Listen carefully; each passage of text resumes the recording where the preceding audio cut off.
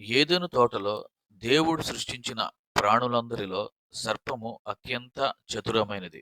ఒకరోజు అది హవ్వను దగ్గరకు వచ్చి ప్రశ్నించింది. దేవుడు నిజంగానే చెట్లు అన్నిటి నుండి తినవద్దని చెప్పాడా? దీనికి హవ్వ సమాధానమిచ్చింది. తోటలోని అన్ని చెట్ల ఫలాలను తినవచ్చు, కానీ దేవుడు నడుమ ఉన్న జ్ఞాన వృక్ష ఫలాన్ని తినకూడదని, తింటే మరణిస్తాడని చెప్పాడు. అంతట సర్పము చెప్పింది, మీరు మరణించరు.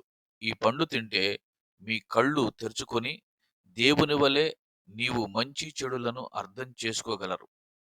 హవ్వ ఆ వాక్యాలను నమ్మి ఆ చెట్టును పరిశీలించి అది చూడగానే ఆకర్షణగా, తినదగినదిగా అనిపించింది.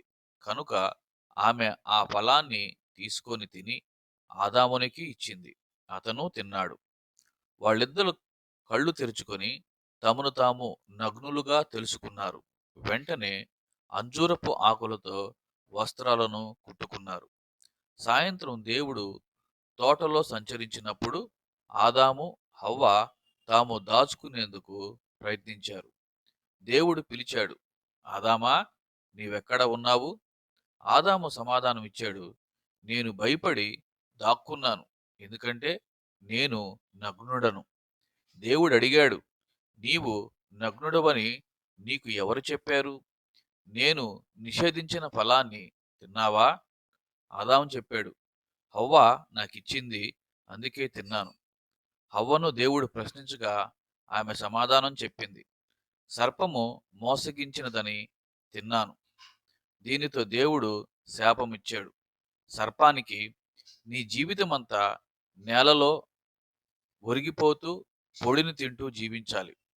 హవ్వకు, నీవు ప్రసవ వేదనను అనుభవిస్తావు. నీ భర్త ఆధీనంలో ఉంటావు.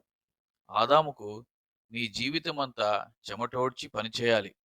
నేల నుండి ఆహారం సంపాదించాలి. చివరికి మట్టి నుండి వచ్చావు, మళ్ళీ మట్టిలో కలిసిపోతావు. తరువాత దేవుడు ఆదామునకు మరియు హవ్వకు తొలిసారి తోలు వస్త్రాలు సిద్ధం చేశాడు.